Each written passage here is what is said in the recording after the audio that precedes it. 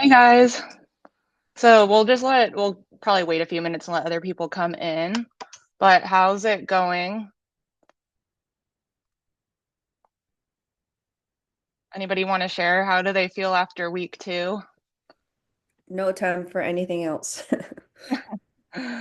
Yeah, that's pretty normal for everybody.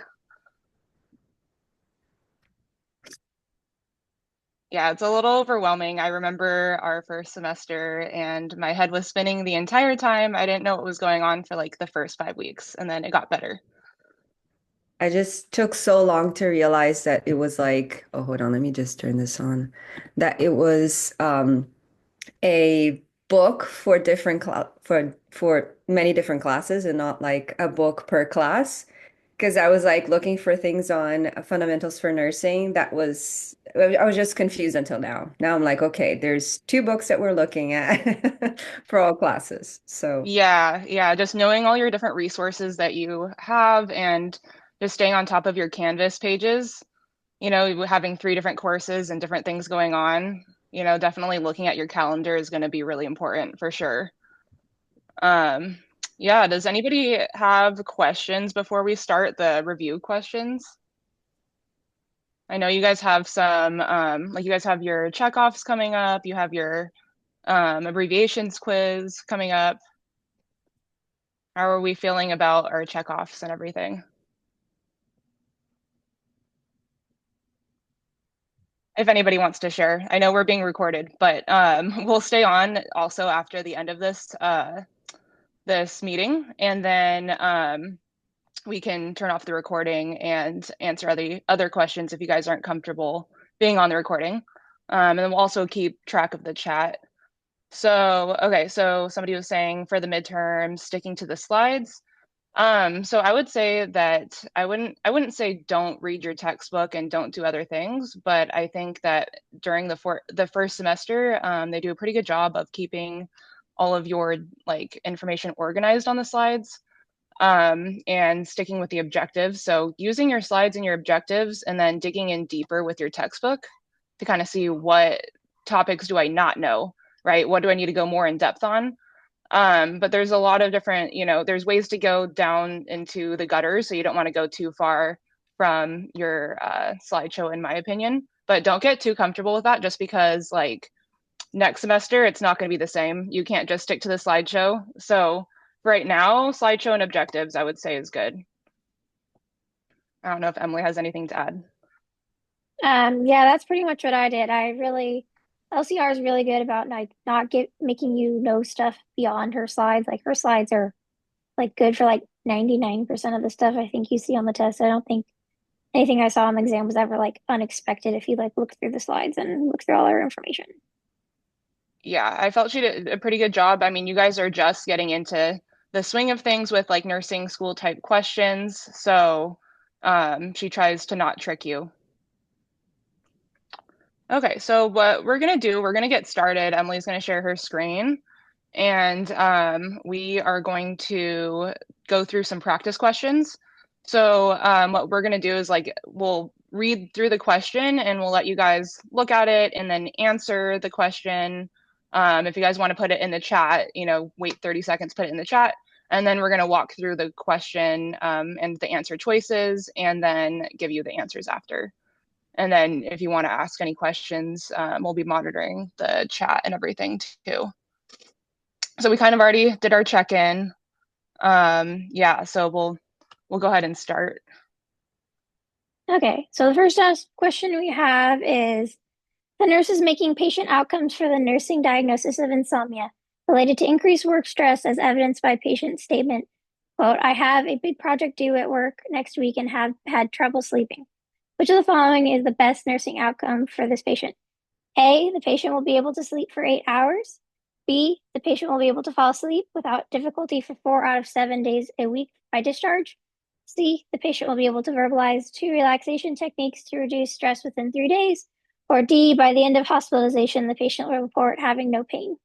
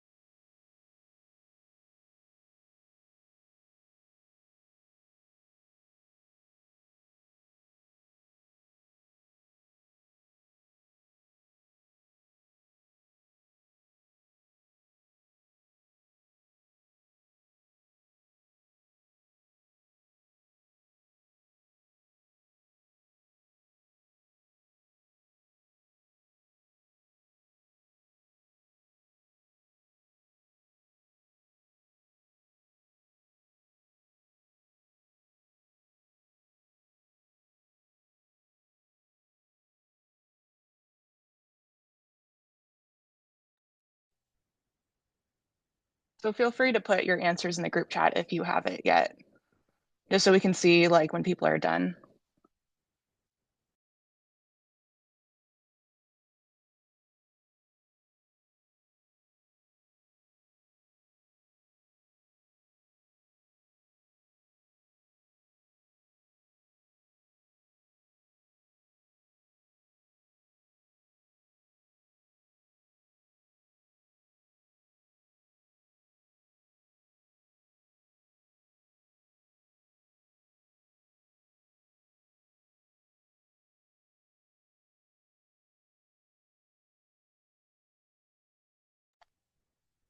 Does anybody want to share why they chose the answer that they chose?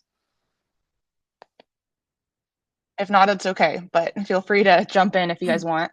I said B, because it was specific and timely and like hit all the different points of how you want your outcome to be.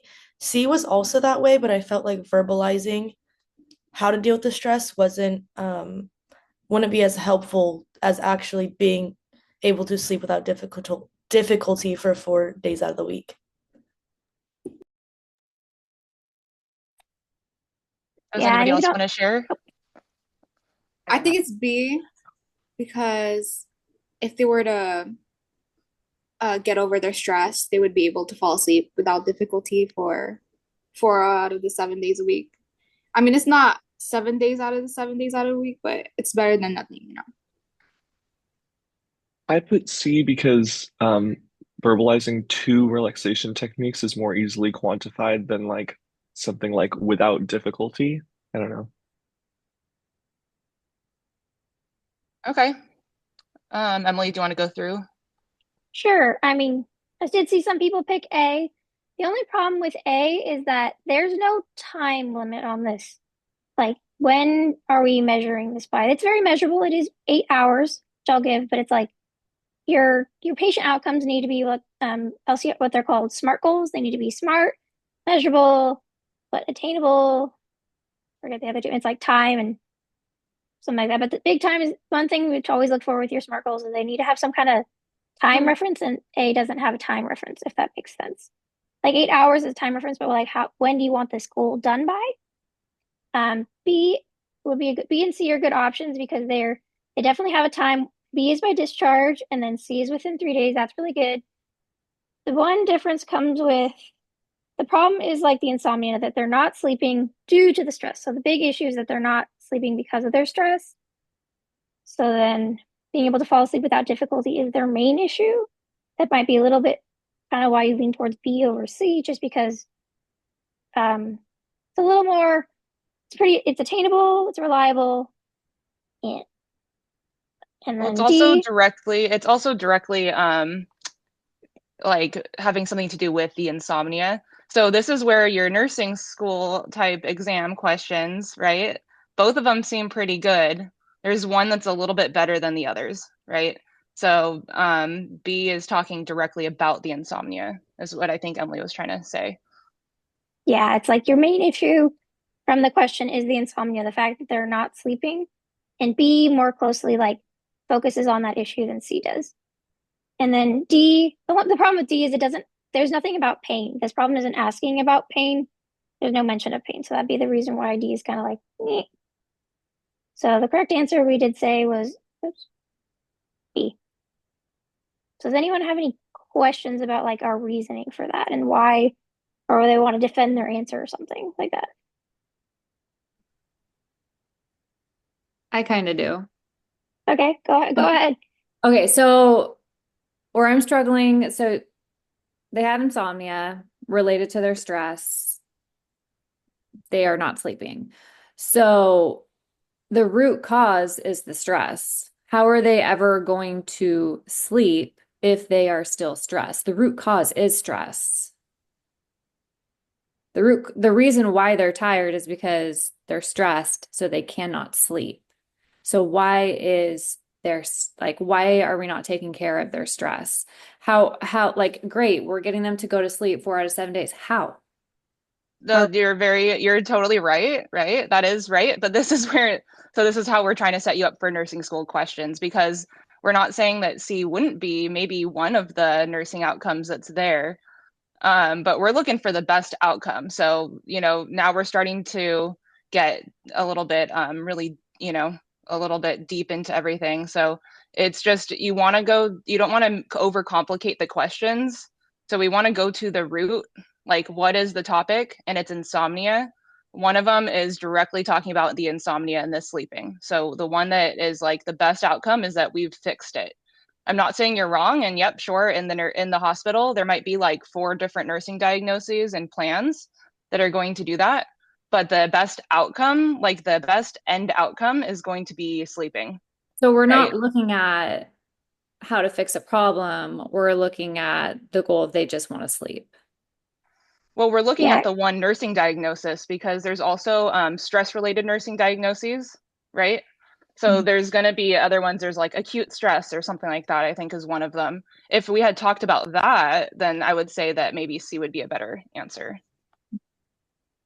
So, would it be accurate to say that a good way to look at it is that generally with your outcomes, you're looking for something that specifically resolves the diagnosis, not the thing that it's related to? Like if you had difficulty breathing related to viral illness, you wouldn't be looking to directly cure the viral illness because that's kind of the doctor's job, whereas you are looking to cure the trouble breathing. And so generally with this type of question, focus on the diagnosis, not what it's related to. Would that be an accurate kind of thing? I would say so. What do you think, Emily? Yeah, usually Want to you jump in? like we want to care about what we can do as nurses and what's our problem as nurses. It's like we can't, as nurses, we're not really going to be like curing a viral illness. We're going to be like helping with their difficulty breathing or their like gas exchange. We're trying to affect like the nursing problem. Is that going to make sense? Like, what's our Yeah. nursing problem that we're trying to deal with? Okay. Thank you. Mhm. Ready to move on, Christina? Yep, let's do it. Okay. All right, so we're going to just drill these nursing diagnoses in. So what are the correctly formulated nursing diagnoses? So select all that apply. So we have asthma related to difficulty breathing as evidenced by wheezing and a respiratory rate of 30. Risk for infection related to immunosuppression as evidenced by delayed wound healing. Anxiety related to feelings of hopelessness as evidenced by crying and increased heart rate. Or D, risk for aspiration related to dysphagia.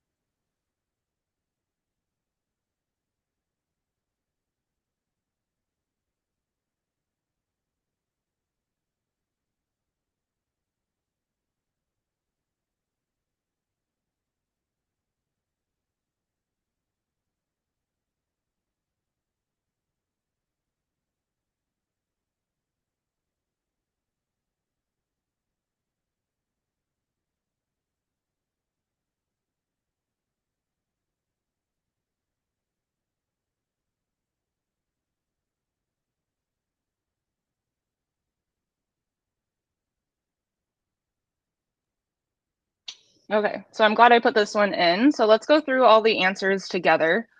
So the first one, A, we can immediately throw that one out because we're not doctors, we're not going to diagnose anybody with asthma. Okay, so first off, if you see a diagnosis like that, not going to happen. Just completely take that away. There something like we can say what impaired gas exchange, or we can say something along those lines. But we're not going to be diagnosing anybody. So B, a lot of people chose B. Okay, so we have risk for infection related to immunosuppression as evidenced by delayed wound healing. Well, risk for diagnoses, I put this in specifically on purpose. Risk for diagnoses don't have as evidenced by. There's nothing as evidenced by because they're risk for. So it's like they're at risk for an infection. Do they have one? No. So you can only put down a related to for a risk for diagnoses. And this is really important for when you guys do your clinical packets and you have to do nursing diagnoses. So C is anxiety related to feelings of hopelessness as evidenced by crying, increased heart rate. This one is correct. Anxiety is something that we actually can diagnose. It is a nursing diagnosis, and we have a related to, and we have an as evidenced by. So that's good. And then D was actually, nobody selected it. It's actually the correct answer. So they're at risk for aspiration related to their dysphagia, but they haven't aspirated yet, right? We're not diagnosing that. So C and D were the correct answers. Why was B the incorrect answer again? So B, for risk for diagnoses, there's no as evidenced by. Like you don't add that. It's just related to something. There's no like they're just at risk for something. So there's no like they actually haven't like they don't have an infection. So there's nothing to be as evidenced by. So yeah. So if You just have something that it's related to. if you see an option that says risk for, immediately if it has as AEB, then it would be wrong. Yes, and I don't think I put this in here mainly because it's going to help you with your clinical packets, and I don't remember her like going that heavy in the exam with like a risk for. I don't know if you remember, Emily. It's been a minute. I don't remember there being a ton of like nursing diagnoses in first semester. There were quite a few second semester, but I don't know. It's kind of more recognizing like the pattern of it, like making sure that like it makes sense for what you're doing for the nursing diagnosis. That kind of makes sense.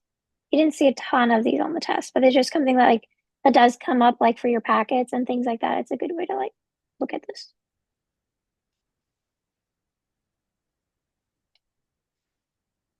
Let's see.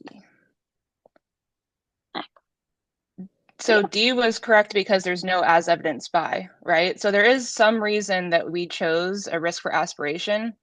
Like we can't just make up things, right? So there is a reason we chose that as a nursing diagnosis, and they're at risk for aspirating because of their dysphagia, but there's no like they haven't aspirated yet, right? So they're just at risk for. I know I added this early because I was really confused about this myself when I first started. Yeah. So just going through your nursing diagnosis is very important. Okay, let's go ahead and move on. Okay. Number 3, which member of the interdisciplinary healthcare team is the one responsible with coordination of care and communicating between all members of the team? A, social worker, B, physician, C, nurse, or D, case management.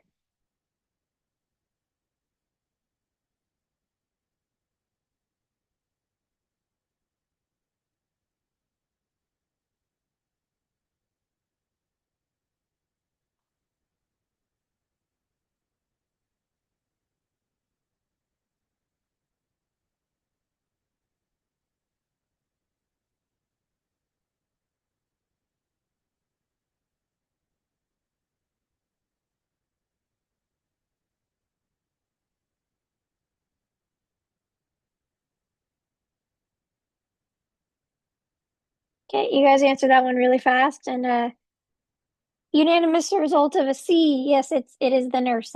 I put this in here just because it was something that was like I think I remember looking at your objectives and it was like one of those things like who does this, and it's like the nurse. It's not like case management's job. Case management is like just dealing with like discharge kind of things for patients and getting like kind of home health type thing for patient. Social workers just kind of like someone who helps out with like um, coordinates things, and they don't coordinate communication. Physicians don't communicate with people. The nurse does that. That is the nurse's job. So yes. C, the nurse. Anyone have any questions on that? I mean, we were all pretty unanimous on that one. I have a quick question on the previous one. Sorry, it was just the anxiety related to feelings of hopelessness. I think I was writing when you explained why that was wrong. C is correct. C is a correct answer for 2. And D is not correct? D is correct. C and D Oh, are the C and correct D. answer. Okay, thank you. Yeah, it was a select all that apply. Select all applies kind of get you. Make sure Okay. you watch for that when they say select all that apply. Yeah, for the select all that apply, make sure that you know that you're like 100% sure, because if you select more and you're wrong, it'll take more from your grade. So if you just like select 2, but you're like, okay, I think there could be 3, but I'm very positive of these 2. I don't want to risk my grade. You choose the 2, you're going to get a higher grade than if you chose the 3 and you got it wrong. Mhm. So it's better to not choose unless you're pretty certain. Yeah, if Yeah. you're not positive, kind of stay away from an answer. It's better to get like the confirmed points than be kind of on the fence and get less points than you would have if you didn't pick that answer. And this is true for also for on the NCLEX. So they do the same exact thing. Okay. Perfect. So question 4, based on recommendations, who should receive an annual flu vaccination? Select all that apply. Adolescents with asthma, B, healthy people aged 2 to 49 years of age, C, people with diabetes, D, healthcare workers, and E, patients with a history of a reaction to the vaccine.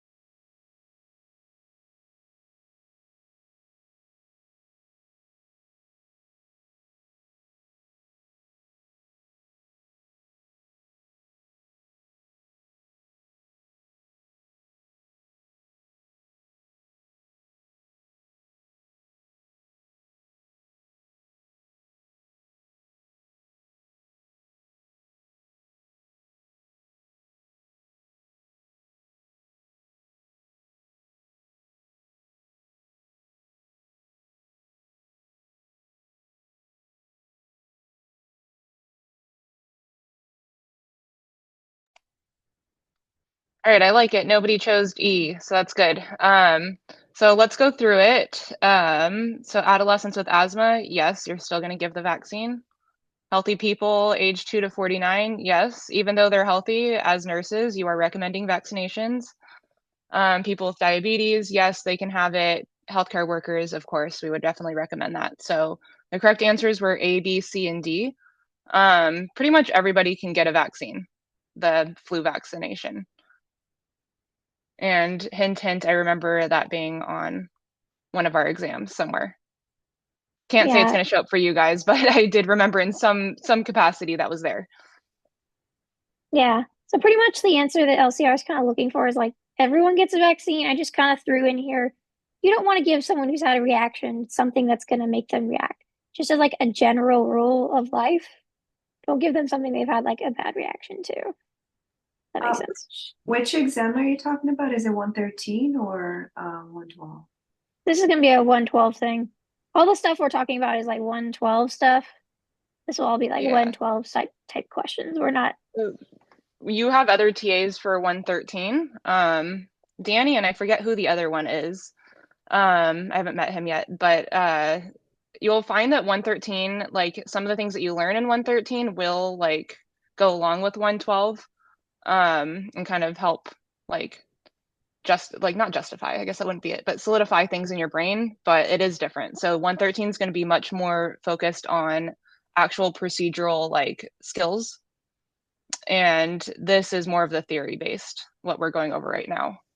So you might have a question in your 113 exam about how to give a bed bath or how to move somebody, or a little bit more about your vital signs. But just because you learned your vital signs in 113 doesn't mean it doesn't also apply here, right? You need to know your correct vital signs, and that's going to come more into play like a little bit further down the line once you learn more about different disease processes. Right now, we're pretty basic on what we're learning. Oh yeah, thank you. So Nikolai's the other TA. Perfect. Okay. Let's go ahead and move on. Okay, question 5. Which of the following would be the most important point to emphasize when teaching a patient about how the stress response can impact their hospital stay? A, stress increases oxygen demand, which may worsen respiratory conditions during hospitalization. B, the elevated cortisol from stress can interfere with wound healing after surgery. C, persistent stress makes it harder to control blood sugar levels in diabetic patients. Or D, chronic stress weakens the immune system, increasing susceptibility to hospital-acquired infections.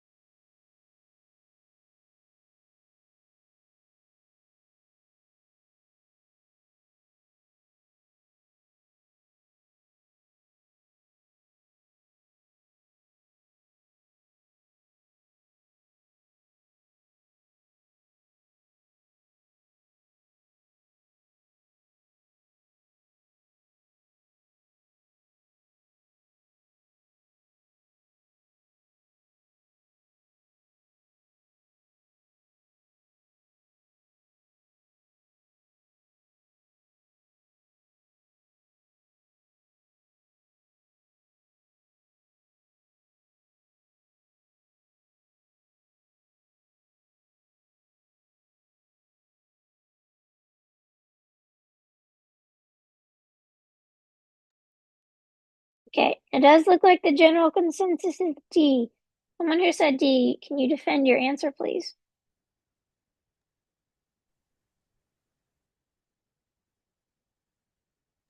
Why did you guys choose D? I chose D because I eliminated the others. Like A, they're just assuming that the person would need oxygen. I don't know if it's right to assume that not everybody would need it. For B, B is important, but interfering with wound healing wouldn't necessarily put the patient at risk. It would just delay healing. C, same thing as A. I think they're just assuming that the patient is diabetic, which I don't know if we should assume or not. And then D is it could happen to any of the patients. And it's sort of an urgent, like real cause. I don't know. Yeah, that's pretty good. D, it can apply to like all patients. Like stress, it specifically says it does weaken your immune system. And hospital-acquired infections is a really big issue. And that's a most important point to emphasize because it can really do. Not everyone's going to have a respiratory condition in the hospital would be one thing. And then the other, not everyone's going to have surgery. Not everyone's diabetic. So this one, D kind of, it pretty much, like you kind of said, like everyone across the board. It's like the most important because it can happen to anyone who's stressed who's in the hospital. So it's kind of like, and it can be really detrimental to people's health and really increase hospital stays when you get like a hospital acquired infection. So that'd be like something you really want to like home in on like for stress. Christine, do you have anything to add to that?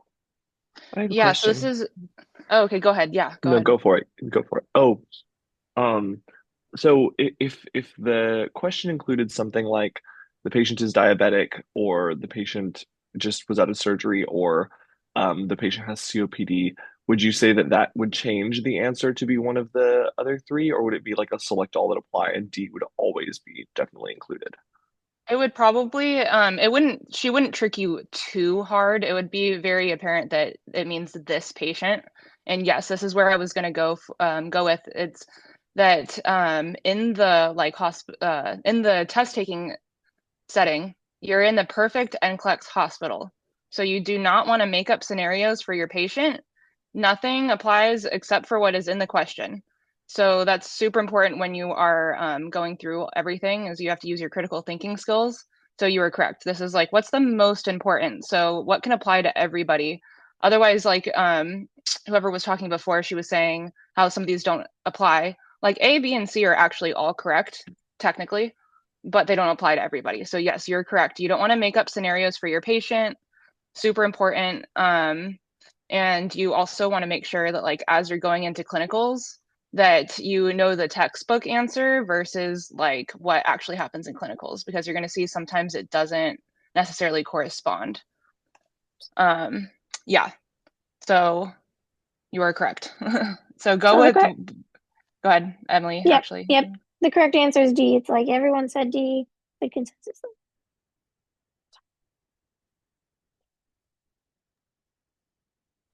Okay, do you want to move the screen over? Yeah. We'll go to 6. Okay. So BR is a 37-year-old female admitted to the medical surgical floor. During your morning handoff, she complains of severe chest pain. The client is crying and states, "This is the worst pain ever. I can't stand it." As her primary nurse taking over her care, what is the first action you will take? A, call the physician ASAP. B, give her scheduled pain medications. C, take her vitals. Or D, notify the charge nurse.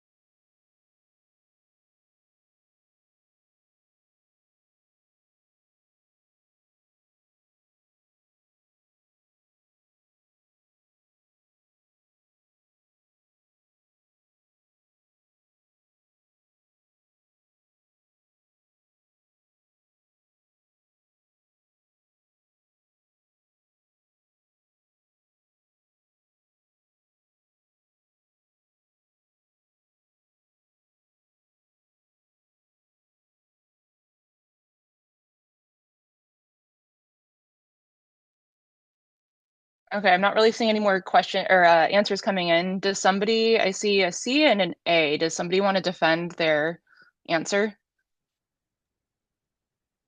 I'll give mine a shot. So I put A, call the physician. Um, I so severe chest pain is often like heart attack. Especially since she's in such bad pain. B, it doesn't say that she has prescribed pain medications. C, I think is a good answer, but I would call the physician and then take vitals to get a baseline because like you want to get the ball rolling for like her getting treatment for her heart attack. And then D, I don't know, maybe D might be good if charge nurse has to notify the physician, but I just would go straight to the physician. So that was my thought process. Okay, thanks. We'll go over that in a second. Does somebody who picked C I can. want to go? Sure. Okay, so I chose C because no matter the reason why I didn't choose A was because if you call the physician, you don't really have anything to tell them. Like you don't have like the whole S bar thing to tell them. You just literally have they're having extreme chest pain. You need to be able to back it up with like, okay, well, their heart rate's elevated, their pulse is like you need to be able to back it up. So that's why I chose C. All right. So let's go through it together. A, call the physician. You're correct. So, okay, doctor. Hi, my patient is in like has severe chest pain. Okay, well, how bad is it? When did it start? What's her blood pressure? Um, what is her heart rate doing? Right? I don't know, but chest pain, right? So I put chest pain in there as a kind of a distractor because it is a distractor. So yes, I agree that like, okay, severe chest pain is sometimes not good and usually not good, but you need to be able to like have something to tell the doctor. So I like that. That was a really good um, explanation that Christina gave. So give scheduled pain medications. So you could actually assume because it does say it's scheduled. I did put scheduled there. You can assume that it is prescribed because it does say scheduled. So otherwise, if it just like give pain medications, well, okay. But right here, you do have an order. It's scheduled. But do we know how bad the pain is? We don't have. They didn't rate the pain. What pain medications am I going to give? I don't know. Like, how bad is the pain? So That's actually like something that you'll learn more in clinicals, is that there's going to be on your MAR, on your medication list, there's usually like PRN medications, and it'll give you a range. Okay, if their pain is from 4 to 6, you're going to give this pain medication, and this is how often you're going to give it. If it's 8 to 10, you're going to give this. And so there's usually some sort of protocol with the pain medications. But we don't have any information. And what about like the heart rate, right? Respiratory rate. So if there's more going on and we don't know, we don't want to just give medications without having the vitals. And then notify the charge nurse. Nah, you're not going to notify them, right? You could down the line, if you have a patient that's going to go downhill, sure, you're going to call them at some point.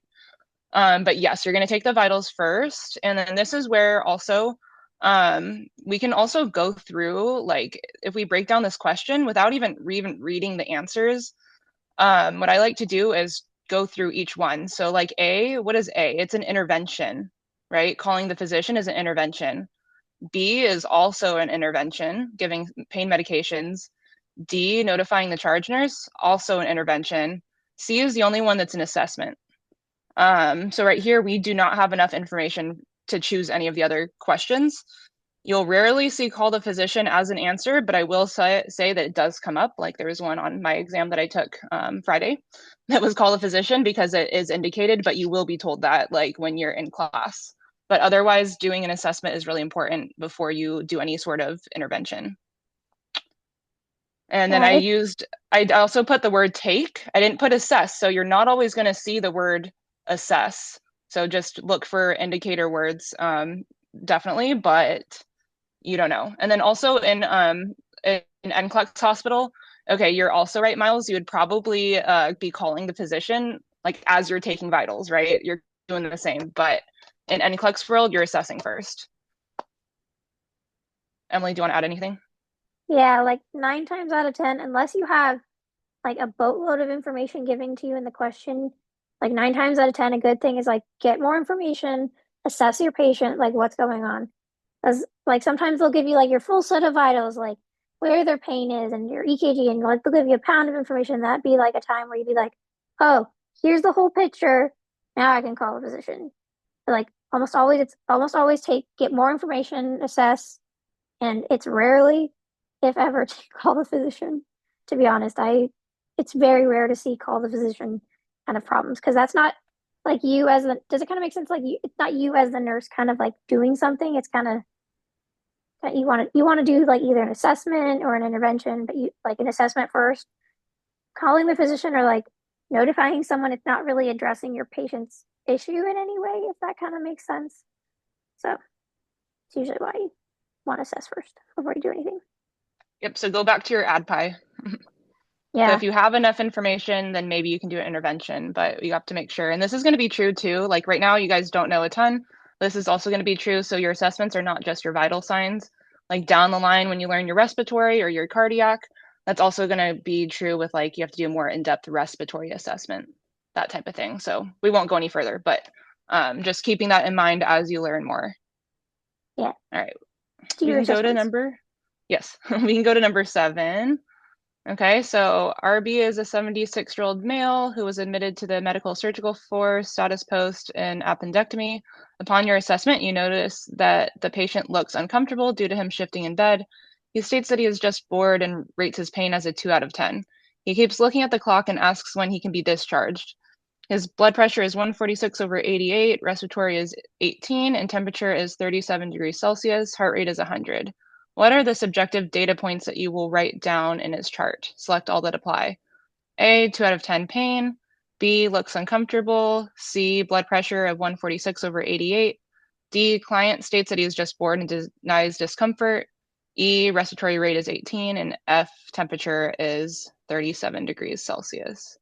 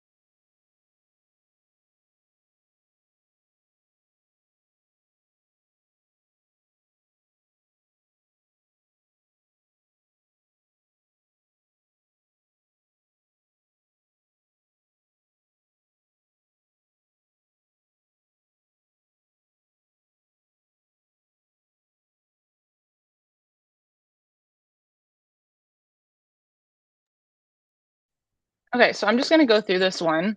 So I gave you a big paragraph of word vomit, and there's a lot going on there. You will sometimes find that you will see that on the exam. Oh my gosh, there's a huge paragraph to read. Okay, so what I do when it's something like this, yes, you need to look at the vitals in a second and everything, but what is the question asking? So I look at what are the subjective data points that you will write down in a chart? Oh, does not seem so bad now. Okay, let me go back through everything and figure out what is subjective. So let's just go through it together. So I'm glad I chose this one. A lot of people chose A, 2 out of 10 pain. That is actually not correct. That's not going to be subjective. That is an objective data point. And this is where I was confused too. But I remember LCR going through this directly like in our lecture. So 2 out of 10 pain is a measurable data point. So we consider that to be objective. Something like, so you guys, most of you chose B, which is good, looks uncomfortable. That would be considered subjective. So yep, they could be uncomfortable due to pain, sure, but we can't really like measure the uncomfortable. 2 out of 10 pain, yes. Now I know that you guys could try to defend that and be like, oh, well, it's subjective to the nurse because everybody rates pain differently. You have to take your patient at their word. Okay, so I will actually give a little story time because I feel like learning, sometimes like when you can back it up with stories. But in clinical last semester, I had a patient that was status post like a surgery. I think she had a hemorrhagic cyst on her ovaries or something like that. And I was on the surgical floor, which I think you guys most of you will be going to this semester. On the surgical floor, they give a lot of pain medications, like tons, because they're usually in a lot of pain. I had this patient, she was super, super dramatic. Okay, very dramatic, crying, upset, moving around. I mean, it was a very painful experience that she was having, but it was just like it seemed very exaggerated. My nurse was like, oh my gosh, this patient is like, so she was literally like, she is so dramatic the first day. Second day, and even the surgeon, it was funny, he came in and he was like, oh my gosh, get the nurse. I don't even know how to like handle this patient. And it was okay. Day 2, I come in, right? And so she's, pretty much the same. And I'm just thinking, oh my gosh, she's just dramatic, right? We took a set of vitals. She had a temperature of like 99.5. She still was in pain, moving around, pretty similar. Well, we go to lunch. 30 minutes later, we come back. Her temperature is 103, and we had to call a rapid response because she was probably going septic from an infection, right? So that was a huge, huge, huge learning experience for myself. Also, I was with a very new nurse that didn't know what she was doing that day. But anyways, no, you don't just like, it's easy to brush off like, oh, she's just dramatic, whatever, the vital signs don't say anything, that crazy. No, you believe your patient, you take them at their word and you advocate for them. And so, yeah, anyways, that was my story time to kind of tie it back together, but pain is going to be an objective data point where they rate. I see a hand raised. Do you want to? Oops, was that anyone else? I just read, I was reading the book yesterday, and maybe that's only for opioids, but they were saying how there was something related to this, that like, if the patient says the pain is too much, you shouldn't just take their word because I can't remember exactly what it said, but it was something like related to taking too much of it and how, yeah, it could pose a risk to the patient instead of just helping them relieve Yes. pain. So I don't know if that's only for that specific medication. So I think you guys are going over pain next week. And so this is going to make way more sense later. So you're correct. I mean, yeah, we have to be very careful with the pain. We're not just going to give it away like candy. There is a lot of parameters in place and there's things that you're assessing. So you'll be assessing for like their respiratory rate, their level of consciousness, things like that. And yeah, but you still treat the pain. So you'll learn more. I don't want to go in depth about that today. So it'll make more sense next week, hopefully. But yeah, just back to the main point of that story is that it is an objective data point. And then you guys were pretty good. So D, client states that he's just bored and denies discomfort. That would be also subjective. Everything else is like measurable. And so we'd consider it to be objective. So pretty much any vital sign is objective data. Yes. Yes. Yep. So I did put, like, I gave you again word vomit, but yeah. So yes, you're correct. But you will see in patients' charts too, like the client states that he's just bored and denies discomfort. You actually will see that in the chart in one of their notes, the nursing notes, just because, okay, well, I want to do my due diligence and make sure that like all the information's there, right? Because what if he comes back and you want to cover, your butt in case something happens later. So you document everything, and because if you don't document it, it never happened. Okay. Do you want to move on, Emily? Yep. It's called B&D. Okay, number 8. A 42-year-old patient reports a sedentary lifestyle with minimal physical activity. Which health promotion strategy should the nurse prioritize for this patient? A, start a walking program gradually increasing to 150 minutes of moderate activity per week. B, suggest taking up high-intensity workout routine at the gym 5 days per week. C, advise the patient that any amount of activity is better than none at this point. Or D, encourage joining a recreational sport league to increase physical activity levels.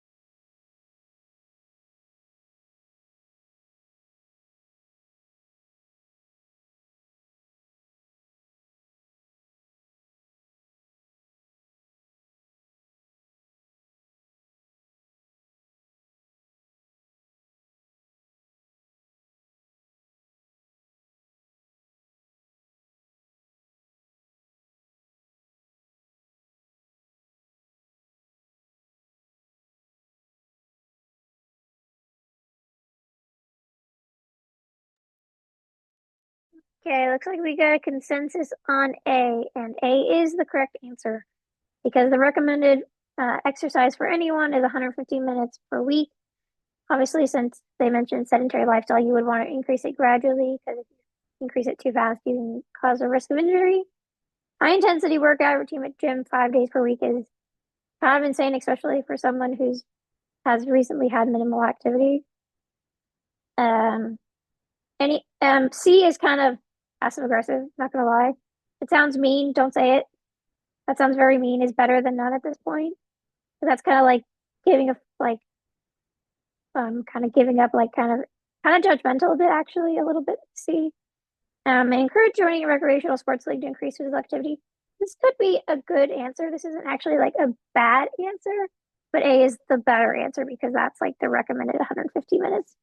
Because joining a recreational league doesn't necessarily mean you're going to do anything. It could increase your activity, but it's just encouraging it. So, anyone have any questions on that one? I think it was pretty good on that one. I'm glad that nobody chose C. So Yeah, just be careful because it could, like Emily said, I mean, honestly, yes, any amount of activity is better, but would you ever tell your patient that? No. So just make sure you read it out loud and it sounds appropriate. And that's very true going into second semester down mental health. Yeah, if it sounds mean or rude for any means, especially if you're like advising or teaching, don't choose that one. No one wants a mean nurse. No one wants a judgmental nurse. You want to be like an objective third party and just kind of make recommendations to help. So A. And then 9. I believe this is our last one. Yes. A patient is admitted for difficulty breathing and a productive cough. Which of the following would be an appropriate nursing diagnosis? Select all that apply. A. Acute pain related to muscle aches as evidenced by rating pain 6 out of 10. B. Risk for impaired gas exchange related to respiratory infection. C. Fatigue related to fluid and electrolyte imbalances as evidenced by patient only getting 4 hours of sleep. D. Ineffective airway clearance related to excessive mucus production as evidenced by a productive cough. Or E. Imbalanced nutrition less than body requirement related to dysphagia as evidenced by weight loss.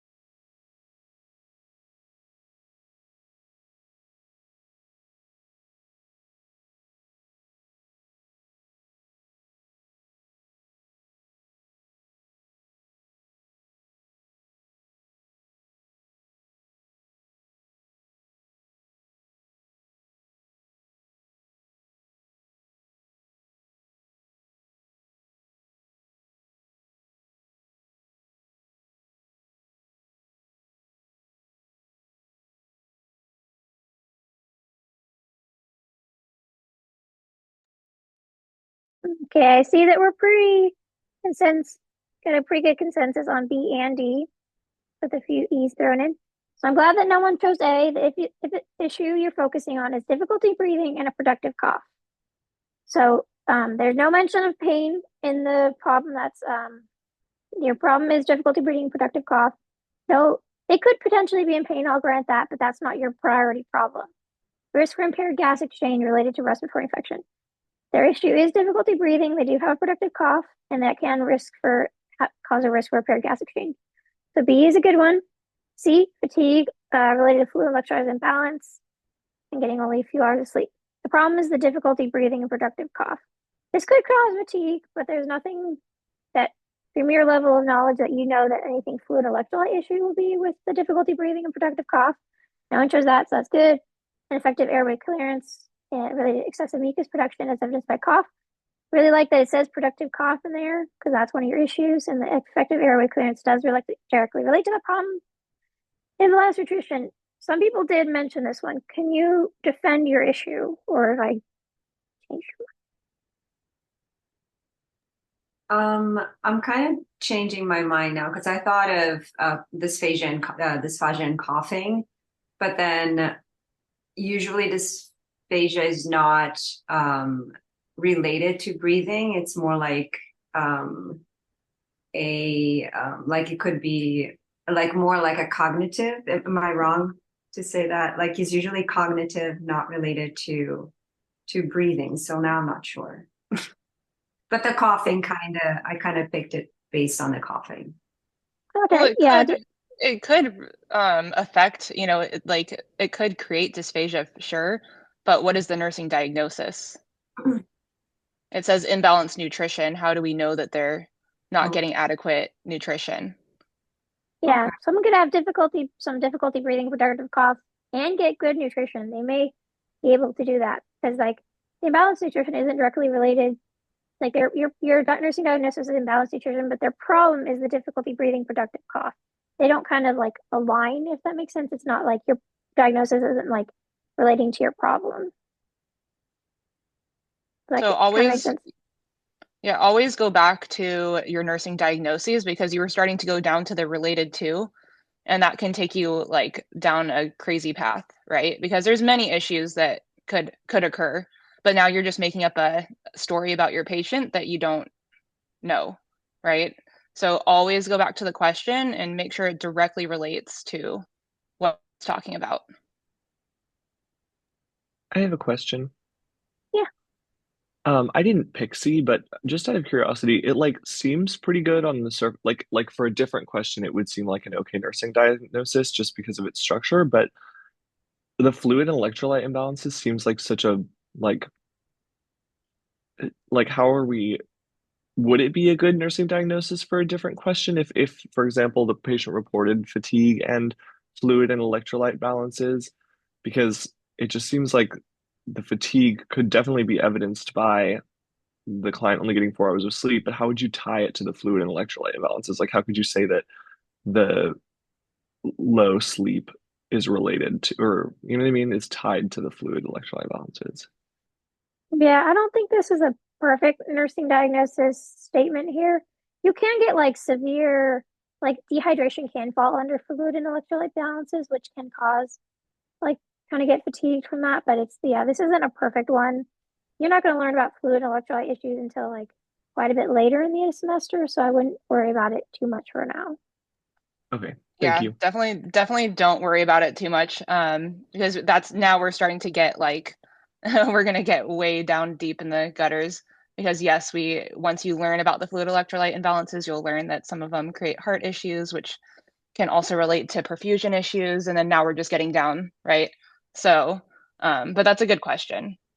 Like you Yeah, could actually make it, it's not the best one, but you could make it into a valid.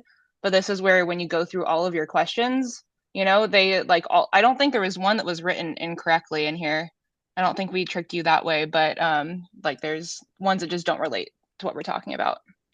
That was a yeah, good question. for your current knowledge level, like some of these are a bit beyond like what you know about respiratory and nutrition stuff. But I just wanted to give you like more introduction to like the nursing diagnosis and try and relate it to the problem. Because you could see a patient is admitted for COPD, and like what's the best problem, and you'd have to know about that. But that's a later problem, like knowing pathophys and stuff like that. But later problem. So B and D are our correct answers. Okay, so we're done with the questions, but we added a couple of things for you to just go over. So as kind of a review, always look for the key topic and the root of the question first. So what is this what is this asking me? And so we haven't learned this semester with our professors now. Don't even look at the answers. Make sure that you're like looking at the question first, and if you can answer it with what you have, do it that way. Then you want to look for the indicator words because they will try to trick you sometimes. So there's things like best, priority, requires further teaching.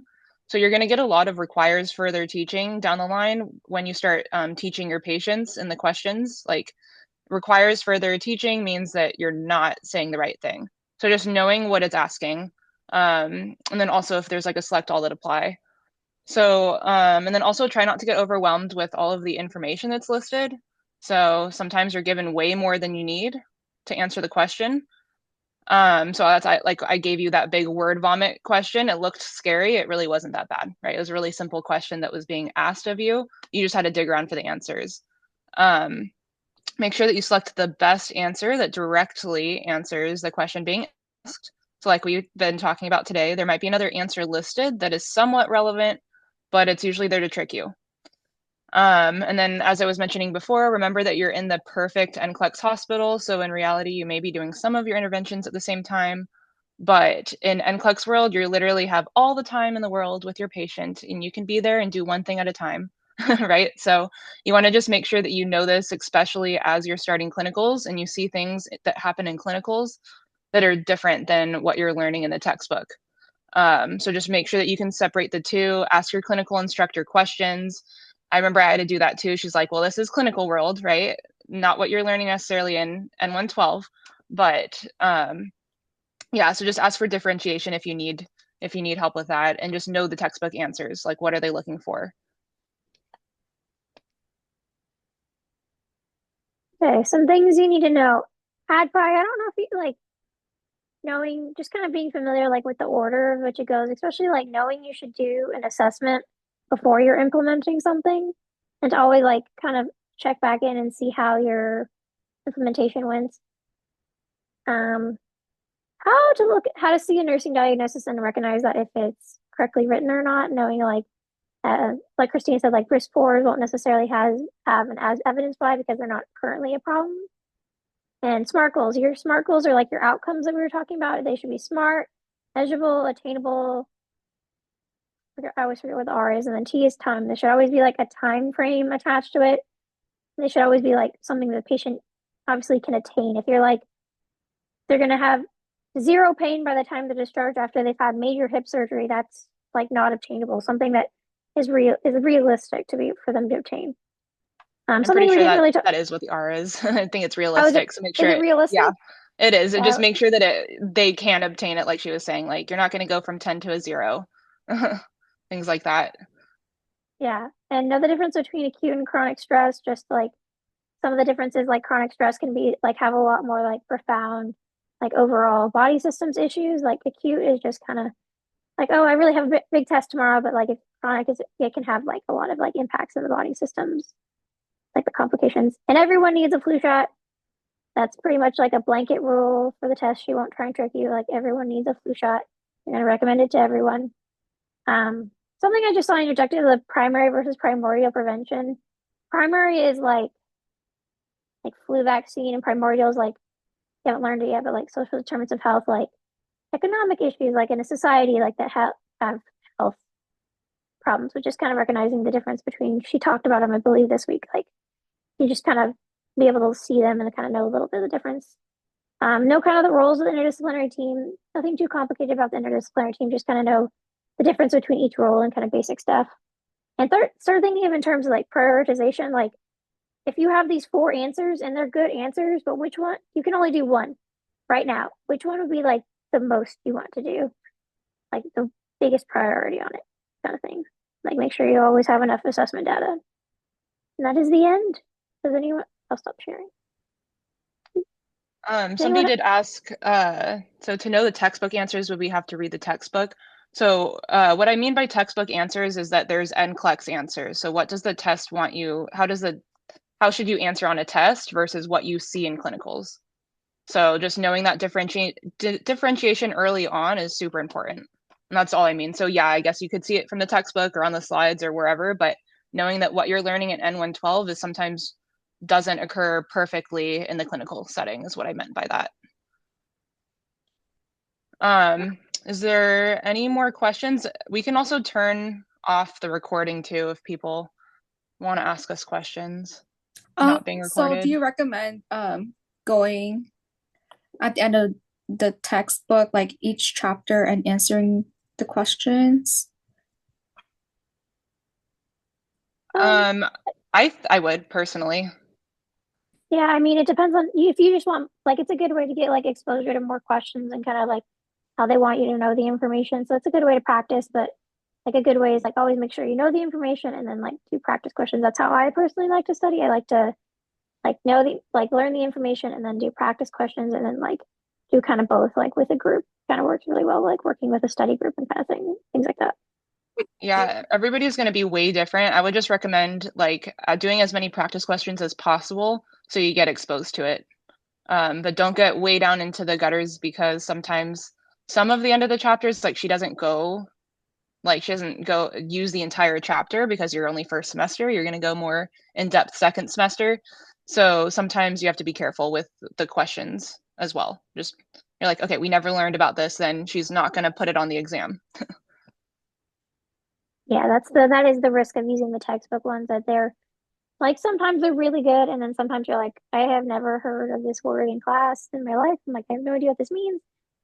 Skip it and move on. Don't worry about it. If you've never heard of it, I wouldn't worry about it too much. So if you want to do extra questions, would you suggest EAQs instead, like in addition to the questions that she has covered at the end of the book or like she has covered in class? Would you suggest focusing on the EAQs or is that not? No, I don't do it. no, yeah. Okay. They're good practice to kind of get you introduced to the information, but they're not very reflective of what you'll see like questions asked on the test. There are like textbook resources that have like extra practice questions for your tech like your med surg textbook that are they're okay and they have some case studies that I found kind of helpful, but the EAQs are not they're honestly not the best. The study guide or? No. Did you guys learn how to do the I don't think they ever learned how to do it in there. We could actually share our screen maybe, go into Evolve, but there's a way that you can copy your access code from your textbook. And then there's a tab on your Evolve that says My Other Resources. And you can copy and paste your access code in there, and then you'll get a whole other resource that comes up for your textbook. Oh, Um, how do we find our access code? it I'm comes. going to stop recording real quick. Okay, sure.